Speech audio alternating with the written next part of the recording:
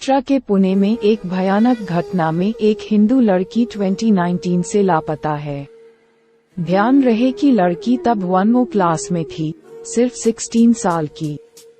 वह अपनी अंतिम एसएससी परीक्षा से लौट रही थी जब एक अज्ञात व्यक्ति द्वारा उसका अपहरण कर लिया गया था।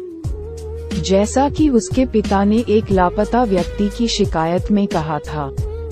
साल बीत गए और लड़की के परिवार के लगातार गुहार लगाने के बावजूद पुलिस लड़की को खोजने में नाकाम रही।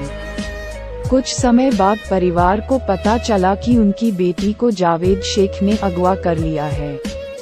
शर्म के डर से परिवार ने अपहरण के बारे में किसी को नहीं बताया, लेकिन सक्रिय रूप से लड़की की तलाश करने की कोशिश कर रहे थे।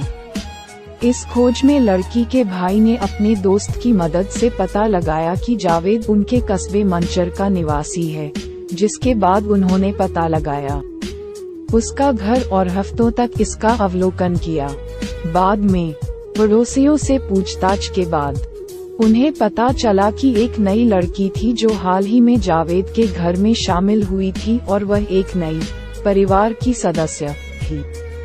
परिवार को लगा कि उनकी लड़की की मर्जी के खिलाफ जबरदस्ती शादी की गई है, इसलिए उन्होंने 16 मई को घर में घुसने का फैसला किया। उन्होंने एक कमरे में अपनी लड़की को हिजाब में देखा।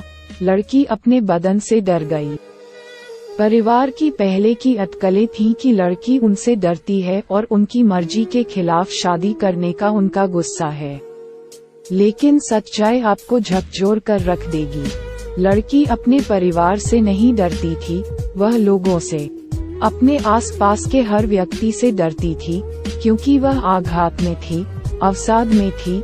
परिवार द्वारा उसे बचाने के बाद उसने खुलासा किया कि जावेद द्वारा उसका अपहरण किए जाने के बाद उसे बेरहमी से प्रताड़ित किया गया और उसके साथ मारपीट की गई जावेद और उनके परिवार के सदस्यों द्वारा। उसने ये भी कहा कि उसके साथ बलात्कार किया गया और महीनों तक अपार्टमेंट में बंधक बनाकर रखा गया।